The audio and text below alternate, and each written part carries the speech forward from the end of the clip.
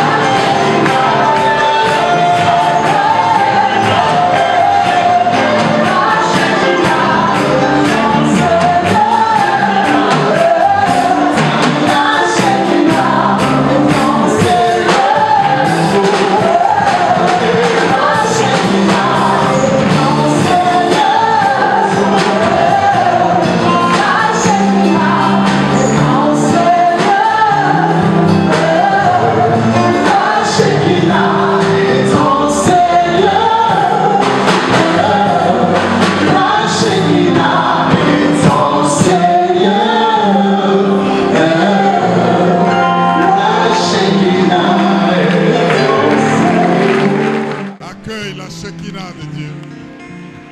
Accueille la présence manifeste de Dieu. Alléluia.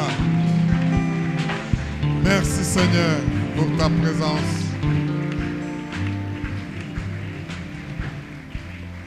Nous sommes là assoiffés de toi,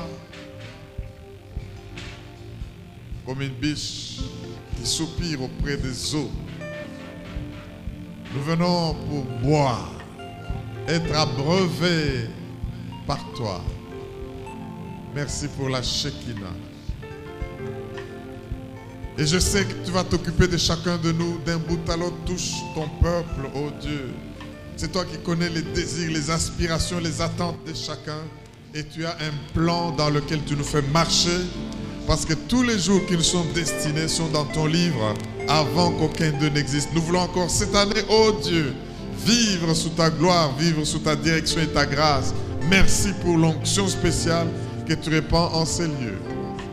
Grand Dieu que tu es, fais ces grandes choses. Guéris les malades, libère les captifs. Présente Jésus, qu'il soit vu, cru, connu et reçu.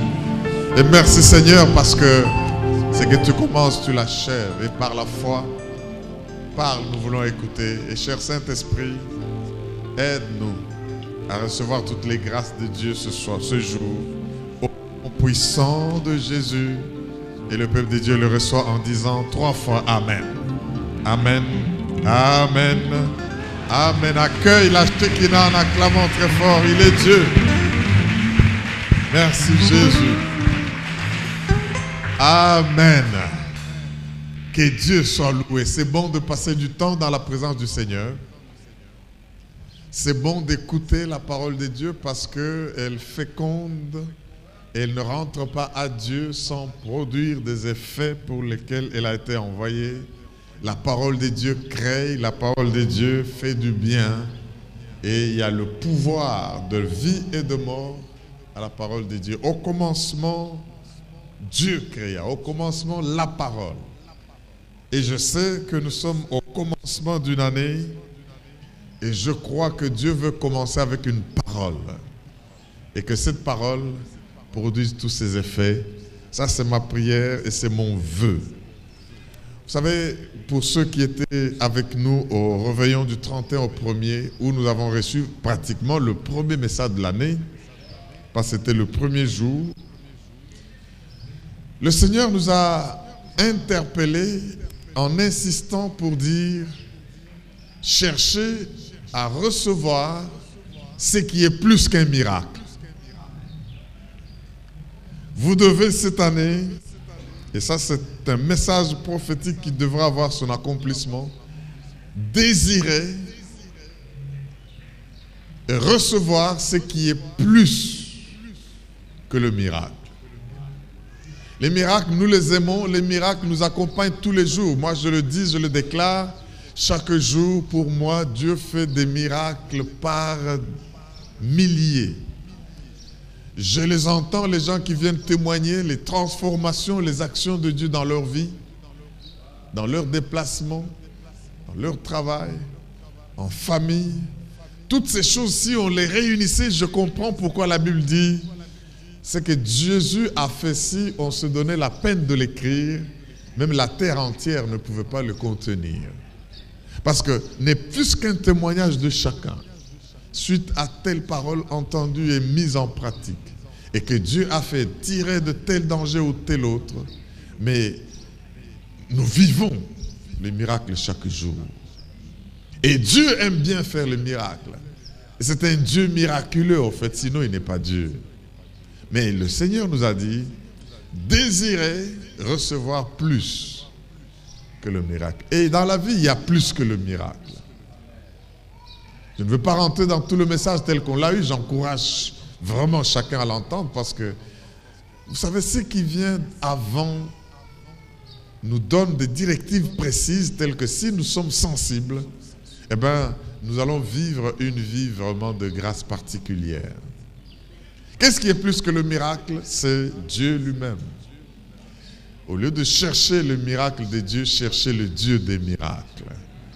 Et parce que quand vous l'avez à tout moment, vous respirerez par miracle, vous dormirez, vous réveillerez. Et vous verrez que sa grâce est en train de vous accompagner. Et nous avons compris que si vous devenez très conscients et soucieux de miracles, comme ceux qui cherchaient les pains et les poissons, Jésus risque de dire, je ne les fais pas. Parce que vous ne cherchez pas plus que le pain et les poissons. Vous ne cherchez pas Jésus, vous ne cherchez pas Dieu, vous cherchez juste les dons de celui qui donne les dons.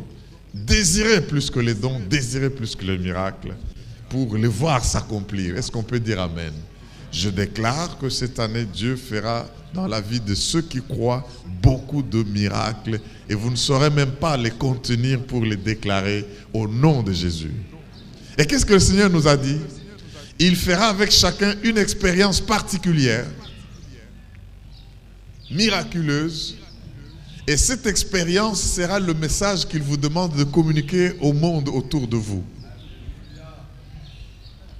Dieu passera dans votre vie, Dieu agira, Dieu fera des choses qui vont vous étonner, vous guérira même de certaines maladies incroyablement guérissables.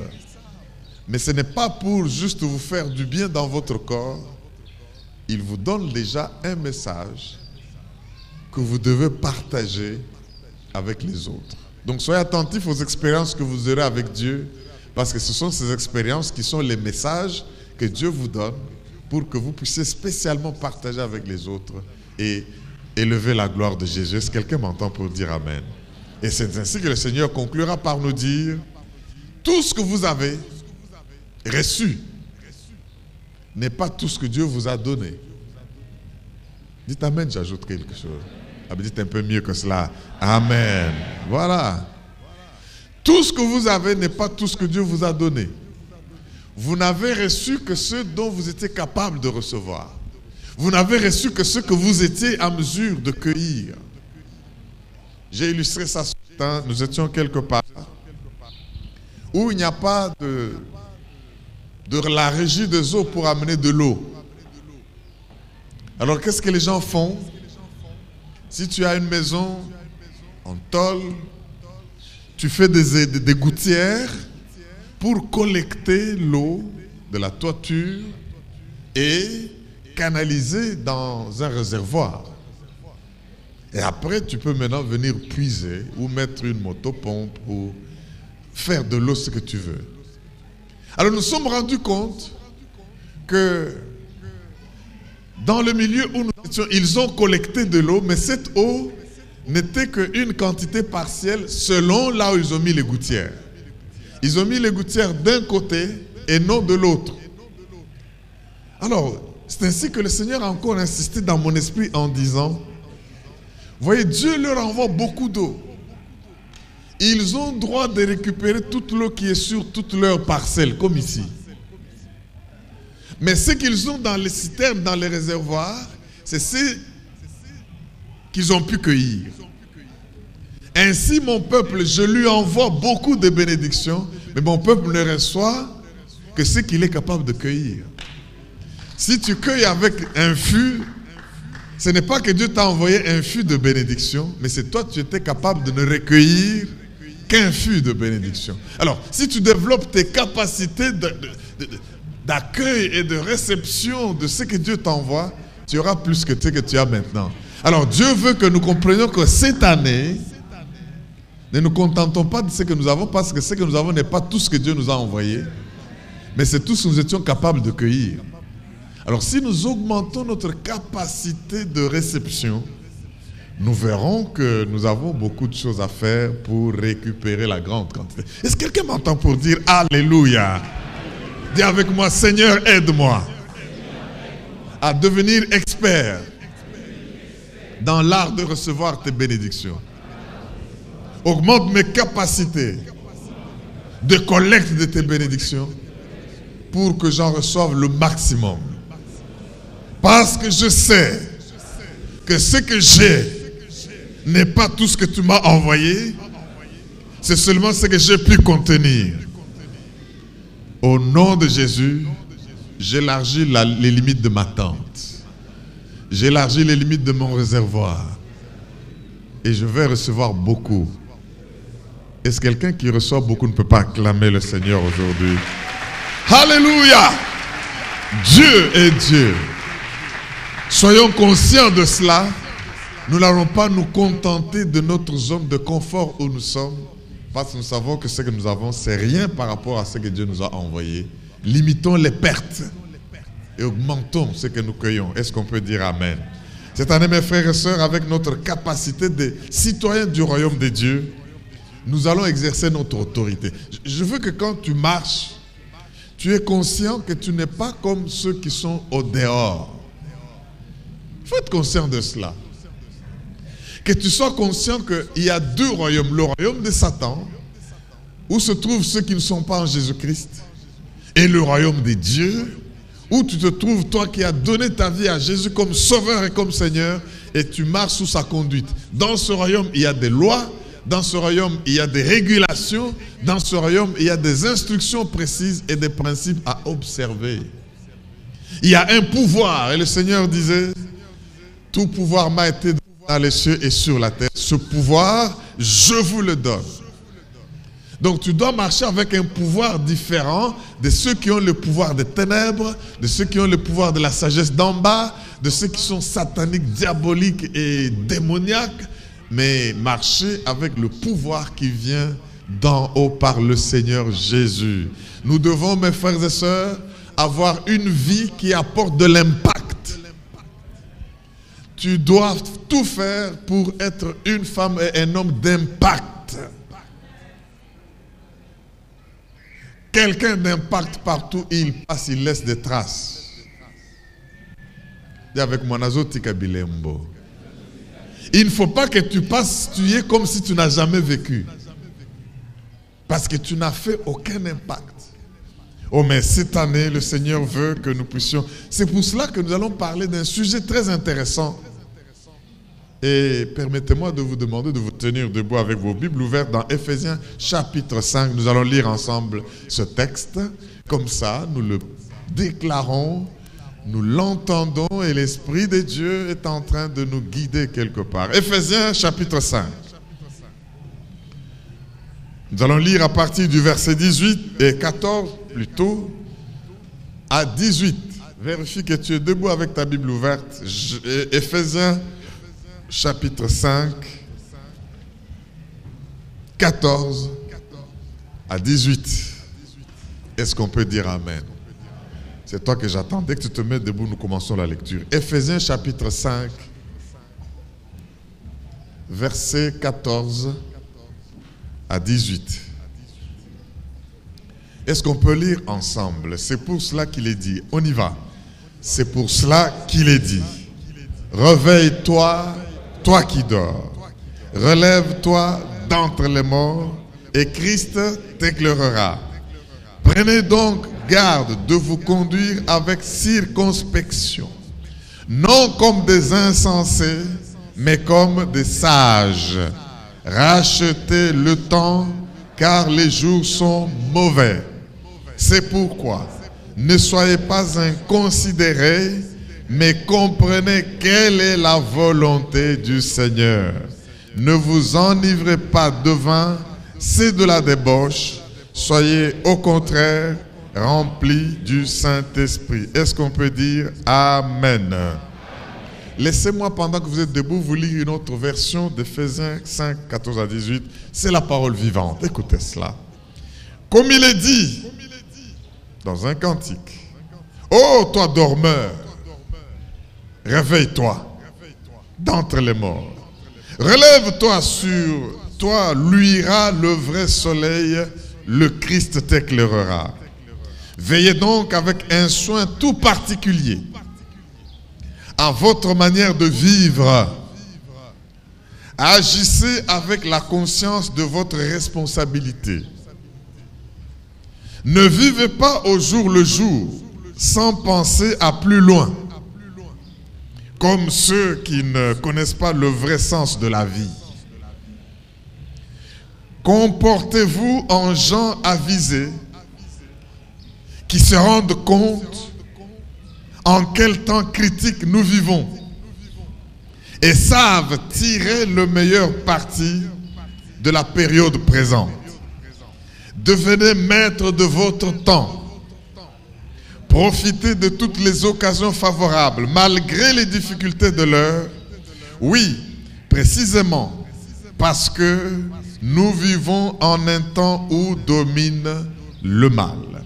C'est pourquoi ne soyez pas déraisonnables, imprudents, ne soyez pas insensés. Ne vivez pas en dilettante, mais ça veut dire quoi? Ça veut dire que si tu te réveilles et si tu te relèves et que Christ t'éclaire, il va exposer toutes les mauvaises décisions que tu as prises l'année dernière pour que tu ne les prennes plus cette année.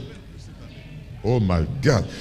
Il va exposer tous les comportements irresponsables que tu as eu l'année dernière, que tu ne dois pas avoir cette année si tu veux une année de bénédiction. Christ va exposer en quoi tu étais paresseux tout le temps passé pour que tu n'agisses plus avec paresse cette année. Christ va t'éclairer. Il y a des infiltrés dans ta vie. Dis amen, j'ajoute. Est-ce que tu ne peux pas dire mieux que cela? Amen. J'aimerais dire que l'ennemi a des infiltrés dans ta famille, dans tes affaires, dans tes activités. Donc il y a certaines compagnies que tu ne dois pas avoir cette année. Si Christ est clair, tu vas comprendre que si tu as tourné si en rond tout le temps passé, c'est du fait que tu étais dans la mauvaise compagnie. Et c'est vrai que les mauvaises compagnies corrompent les mœurs. Mais quand tu te réveilles et que tu te relèves, Christ est clair, ça veut dire que Christ expose. Tu dois aimer tout le monde, mais tu ne dois pas être ami de tout le monde. Tout est question de à quoi tu es appelé dans la vie. Bien aimé, tu n'existes pas pour faire plaisir aux gens.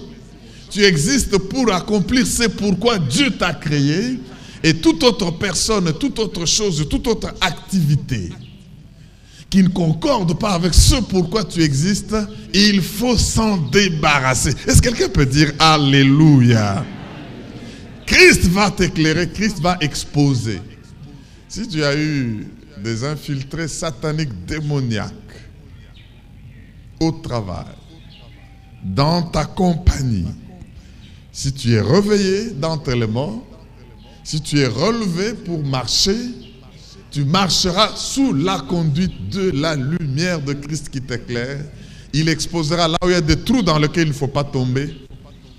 Il exposera comment tu as mal dépensé ton argent que tu as eu l'année dernière, tel que en évitant telle chose et telle autre cette année, tu vas mieux dépenser et mieux recueillir. Quelqu'un peut-il dire Amen?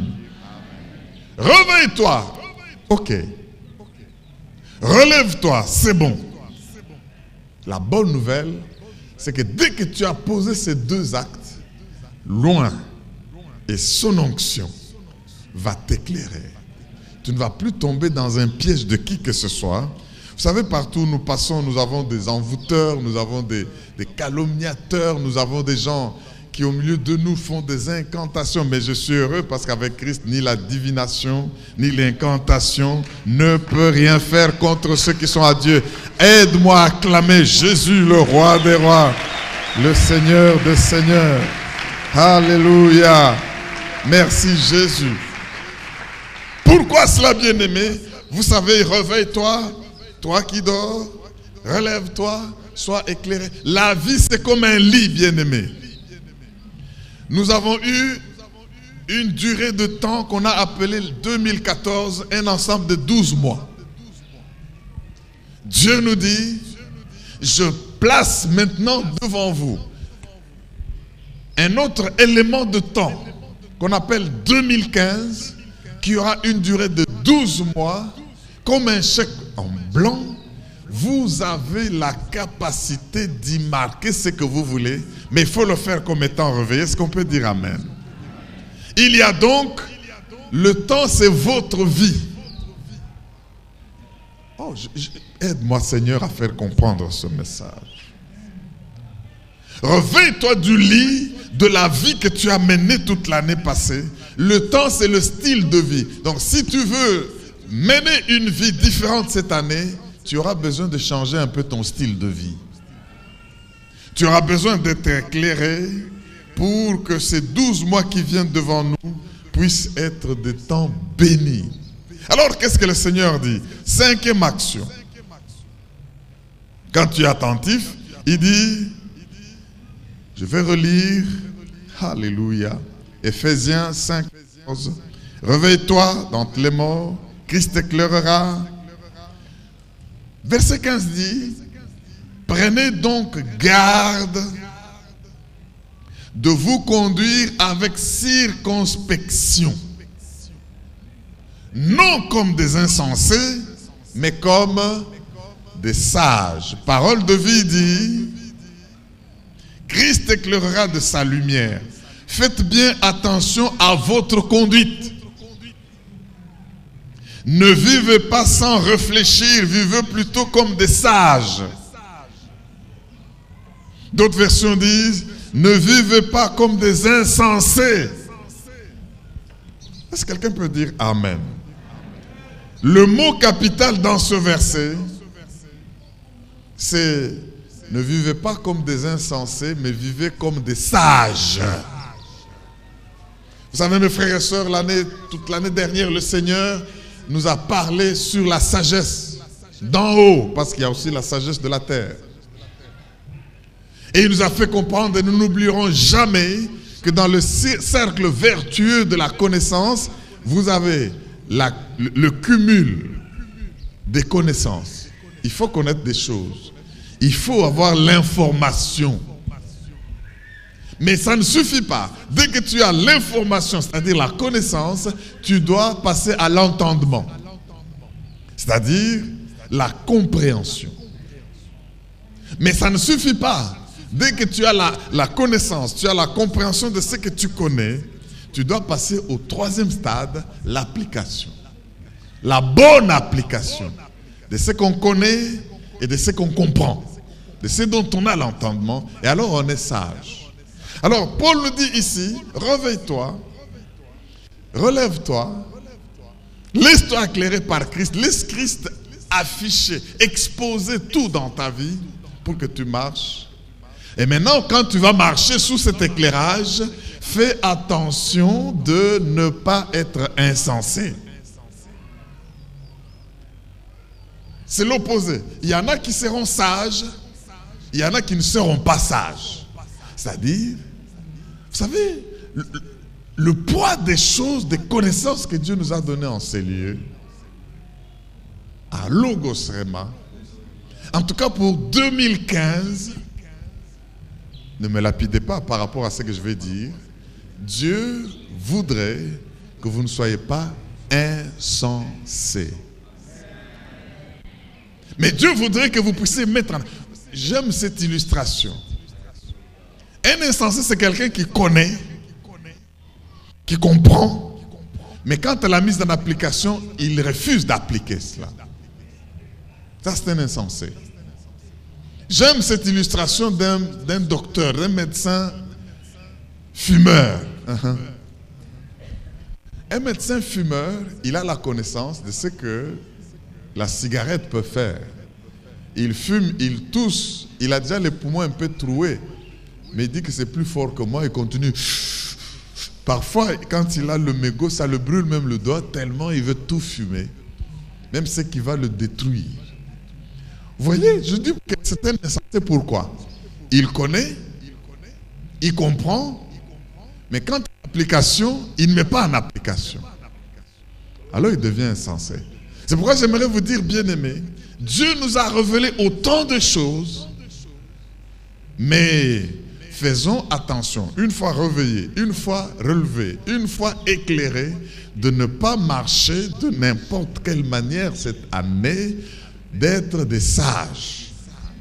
C'est pourquoi je vous dis, ce n'est pas le fait que vous êtes ignorant qui vous rend insensé. Tous les ignorants ne sont pas insensés, parce que l'ignorance ne vous rend pas insensé. Qu'est-ce qui vous rend insensé? C'est la connaissance. La connaissance augmente votre capacité d'être fou. Est-ce que vous ne pouvez pas dire Amen? La connaissance augmente votre capacité d'être insensé. Pourquoi? Parce que plus vous connaissez, si vous ne mettez pas en application, vous êtes insensé. Mais si vous ne connaissez pas et que vous ne pratiquez pas ce que vous ne connaissez pas, vous n'êtes pas insensé. Parce que vous ne connaissez pas. Donc, bien-aimés, le Seigneur me dit de nous dire, il a dit ceci aux scribes pharisiens, si je n'étais pas venu à vous et que je ne vous ai fait entendre ce que vous avez entendu, vous ne seriez pas dans le péché. Mais du fait que vous avez entendu ce que vous avez entendu, si vous ne mettez pas en application, vous mourrez dans vos péchés. C'est pour dire, votre bonheur et votre malheur, c'est d'avoir entendu ce message. Amen. Parce que ce message a augmenté votre connaissance, et ayant augmenté votre connaissance, il a augmenté votre capacité de devenir insensé. Mais Paul nous dit, appliquez cela et ne vous comportez pas comme insensés, mais comportez-vous comme des gens sages. Puis-je vous suggérer que le 2015 soit une année de mise en pratique de la parole de Dieu? Je suis en train de dire ceci. Puis-je vous suggérer que 2015 soit une année d'application? Est-ce que je peux vous suggérer que cette année soit une année de vie pratique pour que nous puissions vivre les résultats du royaume? Je veux que cette année vous appliquiez tout ce que Dieu vous a donné comme réma, que ça soit une année de sagesse. Dis avec moi sagesse. Déclare avec moi, Seigneur Jésus, aide-moi à ne pas être insensé cette année, mais à mener une vie pratique en ta présence. Est-ce que tu peux dire Amen? Maintenant, quand tu as fait cela, tu t'es réveillé, tu t'es relevé, Christ a exposé ce qu'il doit exposer pour que tu marches. Et tu es conscient que je ne dois pas être comme un insensé. Christ m'éclaire, Christ m'enseigne, Christ m'illumine, Christ me montre qu'est-ce qui est mauvais, qu'est-ce qu'il ne faut pas faire. Et puis je vis comme s'il ne m'avait rien éclairé. Je suis insensé. Mais comportez-vous comme des sages. Et faites quoi? Verset 16. Rachetez le temps. Ça, c'est le sujet du message. Car les jours sont mauvais. Oh mon Dieu. Ici, bien-aimé, racheter le temps, c'est quelque chose de terrible. Pourquoi dit-il qu'il faut racheter le temps? Parce que les jours sont mauvais. La même expression, les jours sont mauvais, vous pouvez la retrouver dans Ecclésiaste au chapitre 12. En fait, le dernier chapitre du livre d'Ecclésiaste. Eh bien, Ecclésiaste dit, mais souviens-toi de ton Créateur pendant les jours de ta jeunesse, avant que les jours mauvais arrivent. Ici, j'aimerais mettre un point d'arrêt ici. Paul voudrait que nous puissions être conscients des mauvais jours. Les mauvais jours, c'est quoi? Paul veut que nous sachions que nous n'allons pas vivre aussi longuement qu'on peut l'espérer. Amen. Paul veut nous dire que les jours mauvais, c'est-à-dire la mort peut nous surprendre. Dieu nous promet de vivre longtemps, d'avoir une vieillesse heureuse et qu'il nous soutiendra toujours, même dans notre vieillesse, c'est vrai. Mais non, même si tu vis 100 ans, c'est rien. Mais est-ce qu'il est sûr que tu vas vivre 100 ans?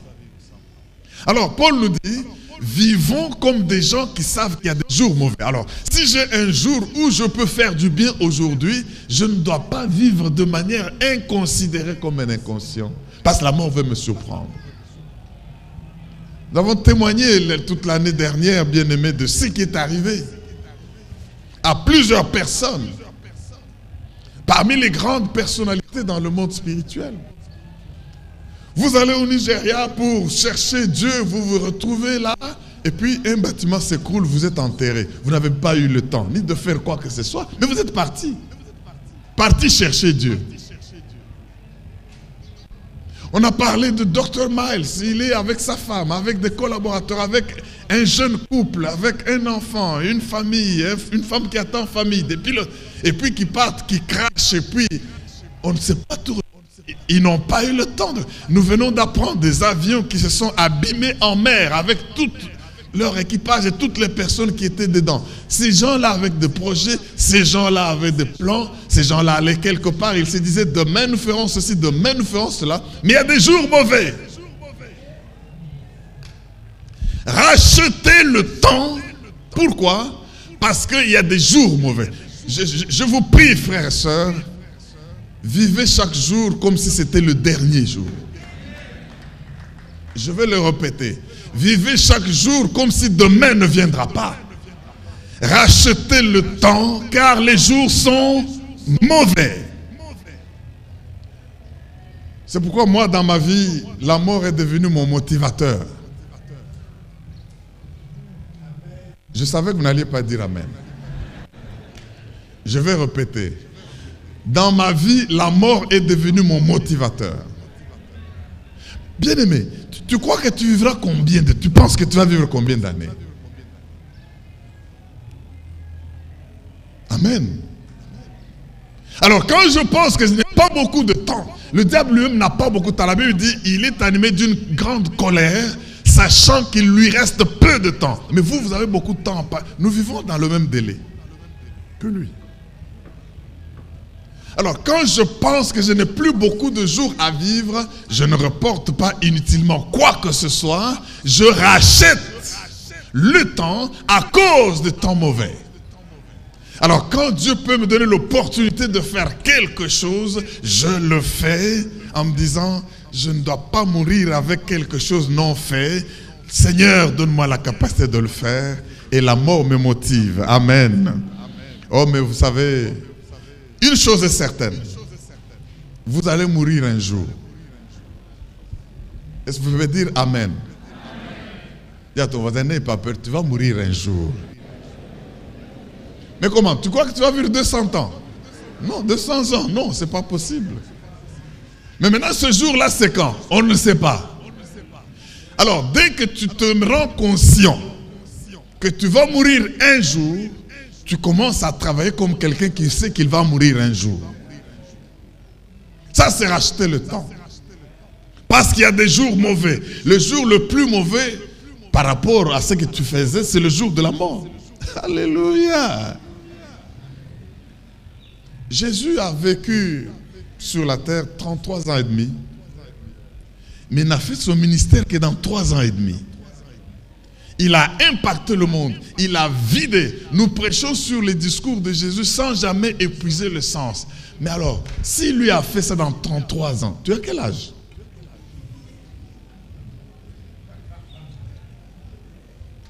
Regarde, tu vois l'âge que tu as par rapport, compare-toi à Jésus. Et maintenant, tu vas mourir comme quelqu'un qui n'a jamais existé.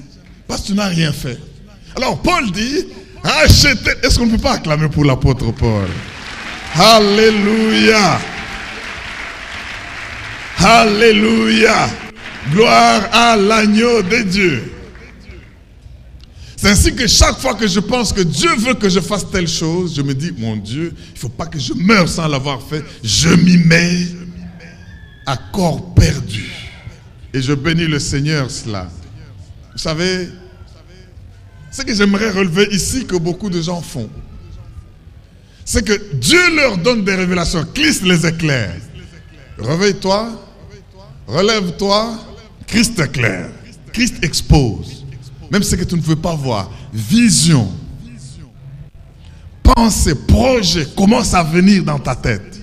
Mais vous savez ce que les gens font? Les gens commencent à dire, oh, je n'ai pas d'argent pour faire ça. Je l'ai dit ce matin, imaginez que nous voulons planifier d'aller en Israël l'année prochaine. Je bénis Dieu, le pasteur Jerry, madame Chiamo sont en train d'en revenir. Acclamons pour eux, c'était terrible là-bas. Israël.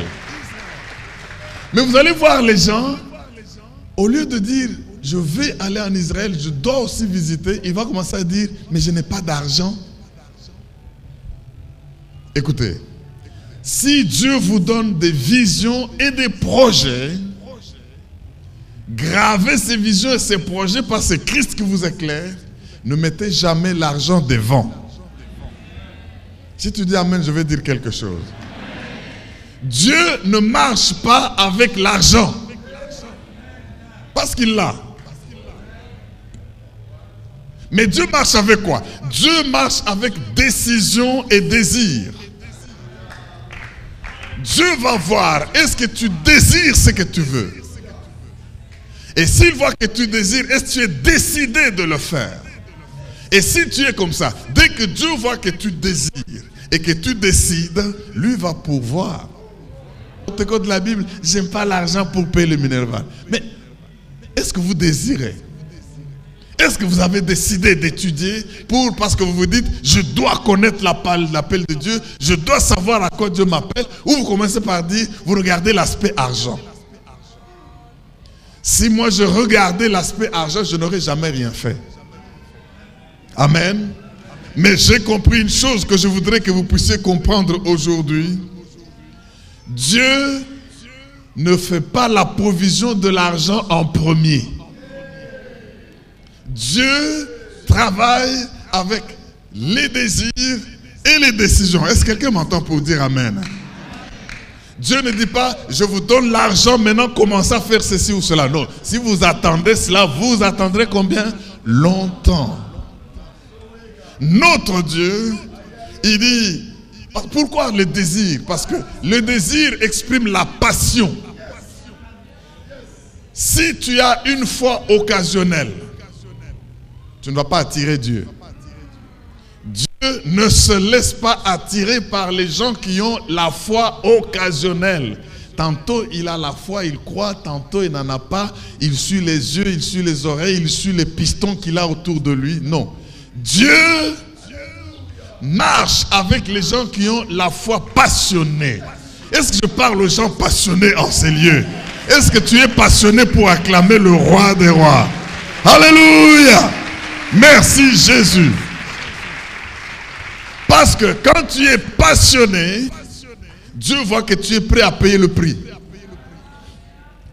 La vie a des choses pour lesquelles il y a un prix à payer. Et si tu fuis le prix à payer, Dieu regardera et verra que tu as fui le prix à payer. Mais si tu es passionné, tu as les désirs, il dit, fais de l'Éternel délice et il te donnera,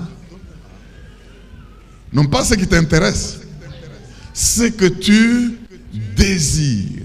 Est-ce que tu peux, cette année 2015, dire, Seigneur, je veux marcher avec les désirs et les décisions de mes désirs. S'il voit que tu es passionné pour ce que tu dois faire, il est prêt à te donner de quoi payer le prix. Acclamons le roi de rois. Alléluia. C'est pour cela, mes frères et sœurs, j'affirme ceci. Dieu ne te donnera pas ce qui t'intéresse, mais Dieu te donnera ce pourquoi tu es passionné. Amen. Si tu as une foi occasionnelle, tu n'attireras jamais Dieu. Mais si tu as une foi passionnée, tu vas attirer Dieu et sa provision.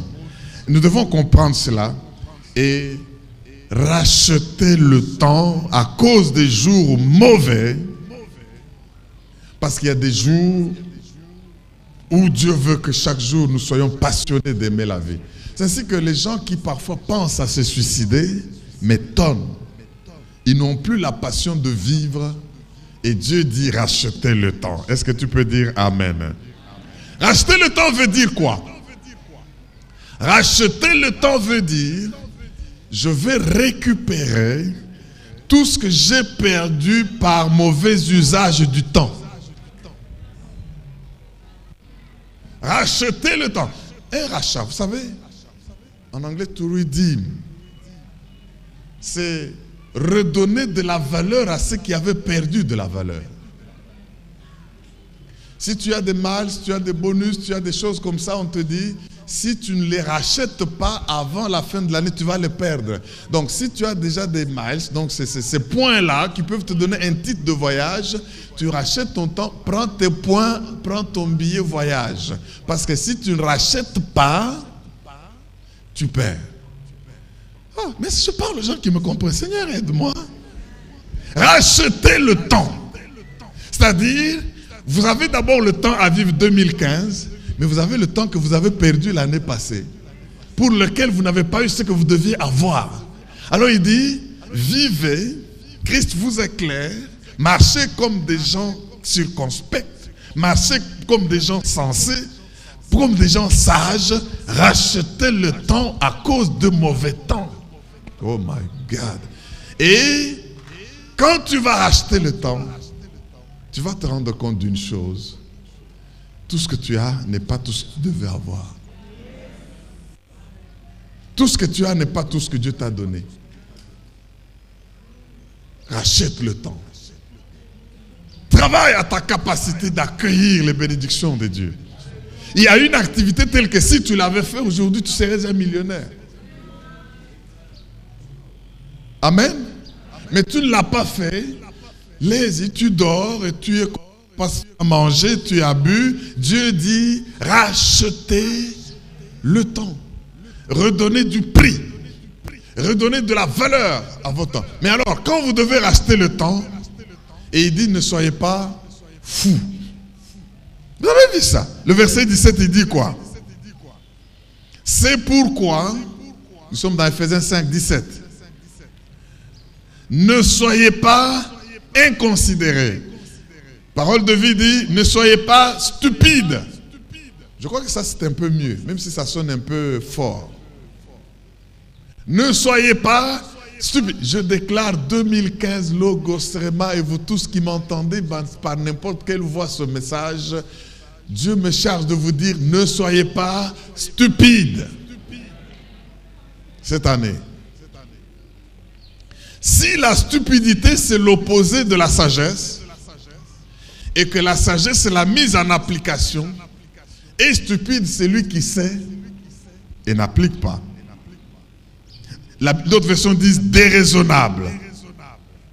Alors cela étant, je voudrais que le Seigneur nous aide à ne pas être stupide ou fou. Comme je l'ai dit, ce n'est pas l'ignorance qui vous rend stupide, mais c'est la connaissance qui augmente votre capacité de stupidité. Parce que vous allez connaître sans appliquer. Mais que le Seigneur qui nous parle en ce moment nous aide. Qu'est-ce qui est dit? Je crois que je vais arrêter là. Mais le verset 17 dit, c'est pourquoi ne soyez pas inconsidérés, ne soyez pas stupides, mais comprenez quelle est la volonté du Seigneur. Waouh! Quand je lis ce texte bien-aimé, réveille-toi, relève-toi. Loin et son onction va t'éclairer, va exposer tout devant toi. Ne crains pas de marcher, parce que là où il y a le trou, tu vas le voir. Là où il y a les embûches, tu vas les voir. Là où il y a les infiltrés, tu vas le voir. Christ t'éclairera. Alors maintenant, marche avec circonspection, comme pas un insensé, mais un sage. Et tu connaîtras quoi? La volonté de Dieu. Donc, le but final, c'est connaître son destin. La volonté de Dieu pour moi. Du fait que je suis créé pour une mission et un but. Dieu a une volonté. La Bible dit, beaucoup sont les projets qui sont dans le cœur de l'homme, mais c'est les desseins de l'Éternel qui se réalisent. Je vais vous lire un texte où Paul explique encore mieux ce passage. Allez avec moi s'il vous plaît. Avant de parler de s'enivrer de vin et tout, lisons ce texte de Colossiens, chapitre 4, versets 5 et 6. Rachetez le temps. Colossiens 4, 5 et 6, Paul a parlé aux Éphésiens de racheter le temps. Il a ce même message qu'il donne aux Éphésiens, il le donne aux Colossiens et aujourd'hui il le donne aux chrétiens de Kinshasa du 21e siècle. Colossiens 4, 5 à 6, la Bible dit, conduisez-vous avec sagesse envers ceux du dehors et faites quoi? Conduisez-vous avec sagesse envers ceux du dehors et rachetez le temps. Ça veut dire quoi? Nous vivons, nous sommes dans ce monde, mais nous ne sommes pas de ce monde. Ceux du dehors, c'est les païens. Ceux du dehors, c'est les inconvertis. Ceux du dehors, c'est les gens qui ne partagent pas la même foi chrétienne et qui ne sont pas du royaume des dieux. Ils sont au dehors. Il dit, conduisez-vous avec sagesse envers ceux du dehors et rachetez le temps. Ça veut dire quoi? Écoutez ça, ça c'est très capital. Votre temps, c'est votre vie. Les 12 mois 2015, c'est une vie que Dieu place devant vous. Vous pouvez en faire ce que vous voulez. Et si vous perdez ces 12 mois, vous avez perdu quelque chose dans votre vie. Alors, si l'ennemi ne peut pas vous tuer, il va tuer votre temps. Parce qu'il sait qu'en tuant votre temps, il tue votre vie. Est-ce que vous ne pouvez pas dire amen à cela? Alors, Dieu dit rachetez le temps. Vous marchez. Dès que vous êtes devant quelqu'un du dehors, faites-vous bien en tête l'idée, il ne faut pas que ce soit quelqu'un qui va me bouffer le temps. Parce que je dois racheter. Dès que tu es avec un païen, ne marche pas avec lui en perdant le temps. Il y a des gens qui vont vous faire des propositions de projets d'affaires pour vous tuer le temps. Il y a des gens qui vont vous téléphoner pour venir causer et parler de bêtises. Alors, si vous voulez racheter le temps, avec ceux du dehors, soyez sages. Ne faites que ce qui est utile. Il y a de ces compagnies et de ces amitiés bouffeurs de temps. Et n'oubliez pas, celui qui mange votre temps, il mange votre vie. Dans ce temps-là, vous pouvez faire beaucoup de choses. Rachetez le temps. Vous savez, ça peut être le temps perdu par de mauvaises habitudes. Ça peut être le temps perdu, quelqu'un va venir comme une parasite pour vous sucer votre vie et vous miroiter qu'il va vous marier. Soyez attentifs. N'échangez pas votre belle vie seule avec le Seigneur avec une vie de mariage qui va être une catastrophe. Est-ce que quelqu'un m'entend pour dire amen? Avec les gens du dehors, rachetez le temps parce que il y en a qui vont vous dire, est-ce qu'on peut pas sortir et prendre un café ensemble? Mais pour café, pour faire quoi? Juste pour prendre le café. Vous tuez le temps. Et les Kinois disent, nous sommes malheur. Mais si vous avez malheur, vous avez ma vie naïo. Parce que votre vie c'est le temps, votre temps c'est la vie. Vous ne pouvez pas être là en train de dire nous avons malheur. Acclame le roi de rois et le seigneur de seigneurs. Alléluia. Je ne peux pas tuer le temps parce que le temps c'est ma vie. Alléluia. Mais maintenant, examinez qu'est-ce qui vous bouffe le temps. Ça va vous pousser à prendre des décisions. Il y a des gens qui sont dans votre fréquentation que vous ne devez pas fréquenter. Parce que par rapport à la volonté de Dieu, c'est-à-dire à votre destin, vous savez, tout ce qu'on a lu est arrivé à la conclusion et connaissez quelle est la volonté de Dieu pour vous. Si vous voulez devenir mon ami et que vous ne pouvez pas être celui qui accomplit la volonté de Dieu pour moi, vous n'avez pas besoin d'être mon ami. C'est ainsi que certaines amitiés vont se fondre, se séparer, mais vous n'avez pas à vous inquiéter pour ça. Regardez tout en fonction de la volonté de Dieu et rachetez le temps. Ah mon Dieu. Vous savez, il y a des gens ici, j'ai appris un terme, les séries. Il y a quelqu'un qui peut venir en retard dimanche matin parce qu'il a dormi tard et il voulait voir la série. Quel épisode? 950e épisode. Donc, il suit 950 épisodes d'une série brésilienne ou indienne ou quoi. Il n'a pas le temps de prier, il n'a pas le temps de méditer, il se réveille fatigué. Ça, c'est tuer le temps. Dis à ton voisin, rachète le temps. Surtout celui qui rit fort, là, il aime les séries. Mais cette année, tu dois décider de racheter le temps d'écarter tout ce qui t'a fait perdre du fait du mauvais usage. Est-ce que tu peux dire amen? Ce ne sont pas seulement les amitiés, certaines mauvaises amitiés, certaines mauvaises fréquentations, mais même la pornographie. Il y a des gens qui s'enivrent de ça. Il doit épuiser, fatigué, parce qu'il a voulu être ce qu'il voit là.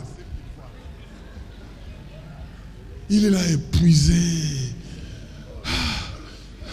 Il prend même ce truc-là et jette à côté. Tellement ça lui a fait des choses qu'il ne peut pas expérimenter. Il est épuisé. Tu as perdu le temps. Il faut racheter le temps. Il faut racheter le temps. Est-ce que tu peux dire yeah?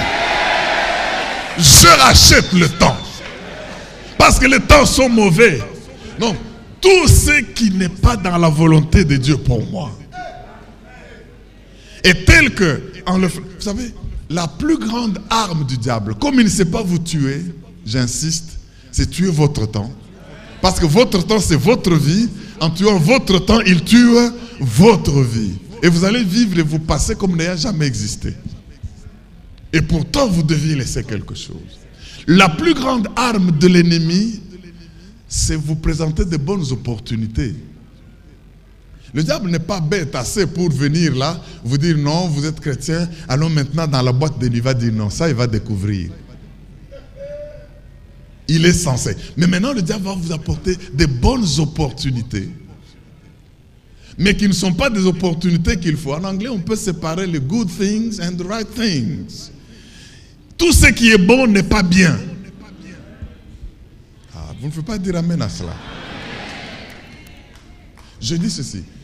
On peut, pour vous éviter d'accomplir ce qui est dans la volonté de Dieu pour vous, vous amener un billet avec visa afin que vous puissiez aller à Kuala Lumpur.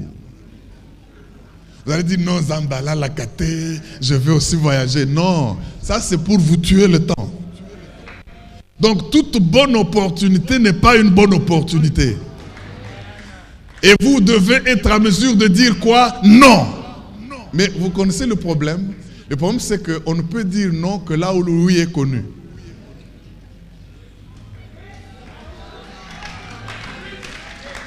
On ne peut dire oui que là où le non est connu. Donc si tu ne sais pas quelle est la volonté de Dieu, vous savez, si moi je devais répondre à toutes les invitations qu'on m'adresse pour travailler ici ou en dehors du pays, je ne serai jamais à Logos Rema. Il y a certaines rencontres, on dit tel sera présent, tel sera là. C'est le moment de faire des connexions. Moi je dis, je regarde. C'est ça se conduire. Avec ceux du dehors, la Bible dit, conduisez-vous avec sagesse et faites quoi? Rachetez-le. Ils vont venir avec de bonnes offres, de bons plans d'avenir, de bons projets pour dire, oh mais si nous faisons cette société, on va gagner des millions. Vous savez, votre pays ici, oh mais si quelqu'un ne s'enrichit pas ici, il ne peut pas s'enrichir ailleurs. Il faut que on te miroite, on te miroite, on te miroite. Et si tu ne sais pas quelle est la volonté de Dieu pour toi, tu vas t'accrocher à une histoire qui 30 ans après, tu te rends compte qu'il n'y a toujours rien. On va te dire, non, l'année qui vient, on va gagner. Vous avez l'année prochaine ne vient jamais. Hein. L'année prochaine, c'est comme demain. Demain ne vient jamais. Dès que tu arrives, tu es aujourd'hui. Où est demain? Demain, c'est encore demain. Je voudrais, mes frères et sœurs, tenons-nous debout si nous voulons racheter le temps. Alléluia! Acclame et pousse des cris de joie parce que tu es avec Dieu. Tu es avec Dieu. Tu es avec Dieu. Alléluia! Oh, mais acclame et pousse bien le cri de joie. Je dis pousse le cri de joie. L'Éternel est Dieu. Il veut que nous puissions racheter le temps. L'Esprit du Seigneur va t'éclairer et te montrer qu'est-ce qui t'est miroité pour bouffer ton temps et bouffer ta vie. Quelle amitié ne dois-tu pas avoir parce que ça serait de la perte du temps? Et tout cela, c'est une question de destin. C'est une question d'appel. C'est une question de la vie. Ton temps, c'est ta vie. Celui qui tue ton temps, il tue ta vie. Celui qui tue ta vie, il tue ton temps. Ne laisse pas un projet, même séduisant, vous bouffez le temps. Une habitude qui vous bouffe le temps, il faut l'écarter. Tu dois acheter le temps et dire, prendre des décisions. Nous avons dit que Dieu marche avec les décisions et les désirs.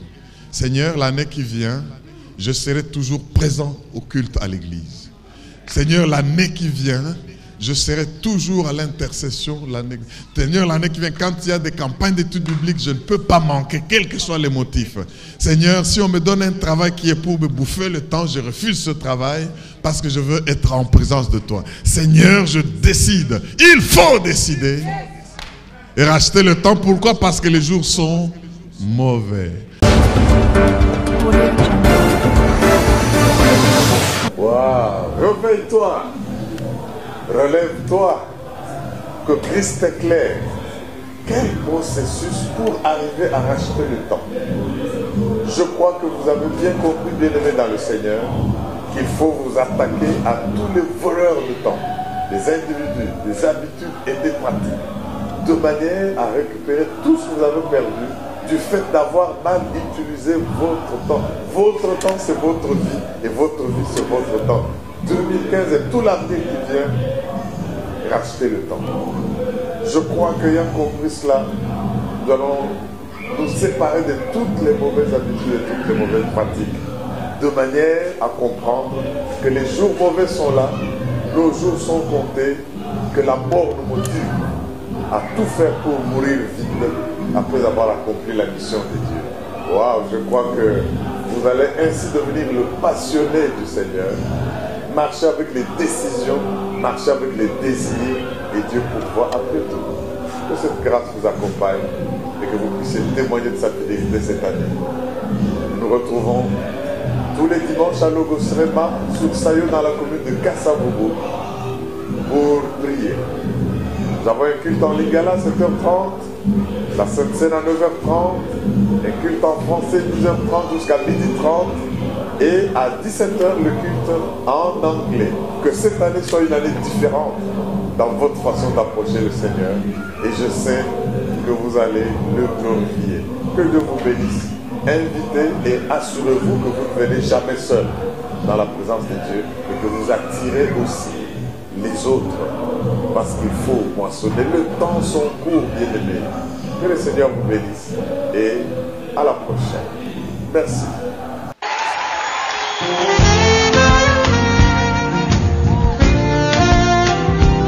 Est-ce que tu veux le louer?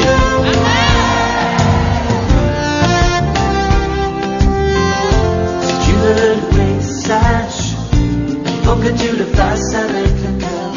Si tu veux le louer, lâche les pensées qui t'attachent et te font peur. Si tu veux le louer, aime l'âme et celle aussi de ton voisin. Si tu veux le louer, sème avant que tu récolteras demain. Pas besoin de diplôme, pas besoin de latin, juste aimer son nom et son Esprit Saint. Et l'homme devient fou, fou de ce Dieu-là, ce bon Dieu d'amour, bon Dieu tout en moi. Si tu veux le louer, sache qu'il faut que tu le fasses avec